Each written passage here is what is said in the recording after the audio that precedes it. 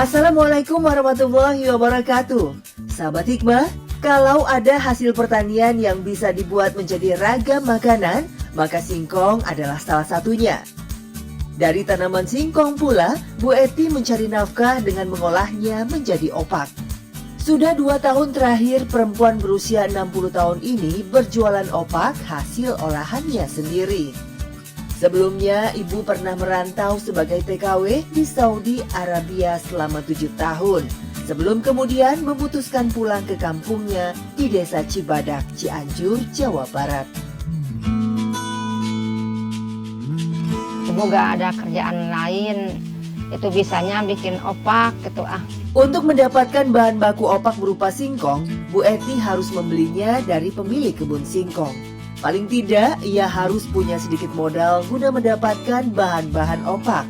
Singkong itu dipetik dan dikumpulkannya sendiri dari kebun. Tinggal di sebuah rumah yang sangat sederhana bersama sang suami, Bu Eti menjadi satu-satunya tulang punggung keluarga sejak suaminya, kakek Sukin, sakit stroke hingga membuatnya tidak bisa lagi berjalan.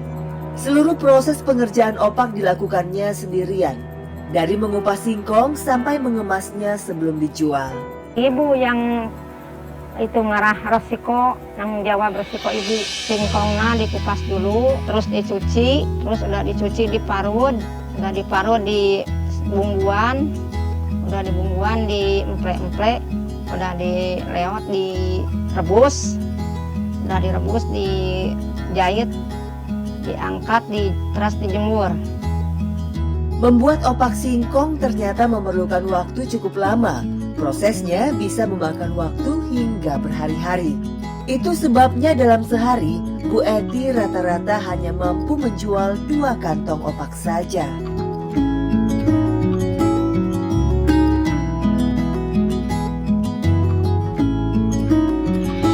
Dengan cekatan, tangan Bu Eti masih terampil mengolah singkong-singkong ini menjadi opak.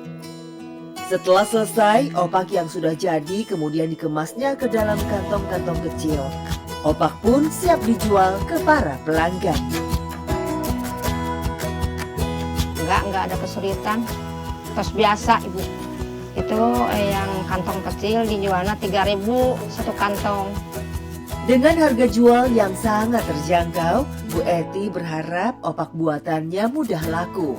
Tak hanya itu, Bu Eti juga berinovasi dengan membuat opaknya warna-warni agar berbeda dengan opak yang biasa. Hal ini dilakukannya agar bisa menarik minat pembeli. Selesai mengemas opak, Bu Eti akan membawa dagangannya ke warung-warung langganan. Biasanya dalam seminggu, ia bisa 3 kali menitipkan opaknya. Penghasilannya dari berjualan opak ini tidaklah menentu. Namun setidaknya ada uang yang bisa didapatkan tiap hari. Ada 10.000, ada 15.000, cuma dapat rezekinya. Rezeki sedikit, nggak cukup lah dicukupin. Ya tos nawa nanya nampi kiri pikna sing lancar di ijana sing barokah sing batian. Kata orang-orang beda dari yang lain warnanya. Ada yang merah, ada yang putih, ada yang hijau. Jadi orang-orang pada suka, katanya renyah, gurih, dan agak tebal beda dari yang lain. Kadang 10 kantong, kadang 15 kantong. 7 tahun menjadi TKW di Saudi, Bu Eti akhirnya memutuskan kembali ke kampungnya lantaran anak sulungnya mengalami tekanan mental. Seluruh uang yang dikumpulkannya saat menjadi TKW habis untuk biaya berobat sang putri. Itu sakitnya, ibu nggak ada di rumah waktu dulu. Aku kerja di Saudi 7 tahun, aku habis uangnya pakai makan, pakai kerja itu sakit anak aku. Anak aku sakit udah 10 tahun. Cobaan Bu Eti tidak berhenti sampai di situ saja. Putrinya bernama Aisyah yang menderita tekanan mental ini sudah hampir 1 tahun menghilang dari rumah. Bu Eti dan suaminya sudah berusaha mencari kemana-mana, namun Aisyah belum juga ditemukan hingga sekarang. Nah itunya alih hati mah sakit pak, ngan ibu nggak dipikir-pikir dan meranan ibu nggak bisa ngerarosiko mulai di pemikiran anaknya pak. Hilang teh tahu 8 sasi ayeuna meureun kapung teh cenah aya di Raja Manala nya di teang ka ditu teh aya. Seolah kemalangan belum mau beranjak pergi dari kehidupan Ibu Siti. Ia harus menerima kenyataan pahit saat suaminya tiba-tiba terkena stroke 6 tahun lalu. Sehingga membuat kakek Sukin yang sudah berumur 80 tahun ini nyaris lumpuh. Namun semua Ibu Siti jalani dengan penuh ikhlas dan tawakal. Pasangan kayak asamnya sekali sama dia cari kayak di sini gitu. Gak jauh gitu. Ke ngalanongan kayak itu ka dia bisa berobat ke klinik kayak itu ka dia. Oh sementara gitu. Abis ada nama abis itu dia berobat. Terus abis mah ada nyata ke gaduh naon-naon berobat kayak itu ka dia teh. Atosna gitu. Sahabat, setiap manusia pasti akan mengalami cobaan sebagai penentu keimanan seseorang kepada Allah Subhanahu wa Ta'ala.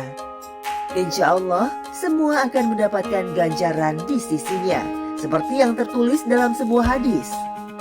Tidak ada seorang hamba yang meneguk satu tegukan menerima musibah yang lebih utama di sisi Allah daripada satu tegukan yang berat yang ditahan untuk mencari ridho Allah Ta'ala.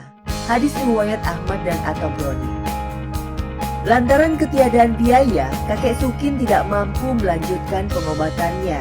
Bu Eti pun berusaha semampunya merawat suaminya. Setiap pulang mengantar opak, Bu Eti menghabiskan waktunya di rumah mendampingi kakek Sukin.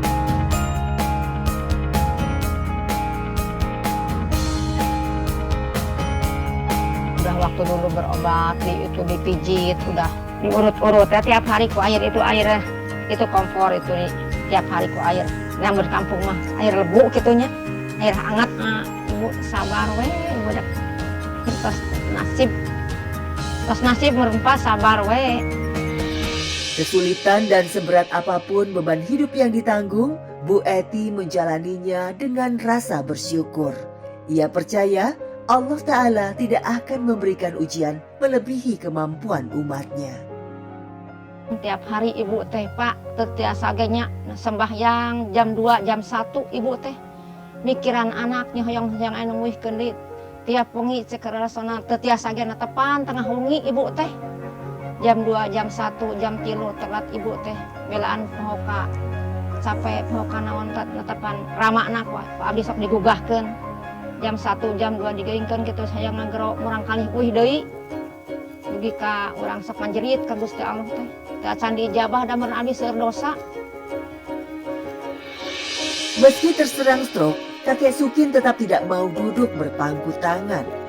Melihat istrinya bekerja keras banting tulang, ia pun berusaha membantu mencari uang dengan bayaran memberi makan rumput kambing milik tetangganya. Masih jadi saya digusur sampai abdi ke gusur ngalah rumput ngarit gitu kakek dom kambing. Belum sakit mah macul tiap hari gitu ditetanggi macul di sawah tiap hari ngore di kebun pohon. Namun sama seperti Ibu Siti, kakek Sukin kerap terbayang anaknya yang hilang dan ia pun masih berharap anaknya dapat ditemukan serta berkumpul kembali di rumah.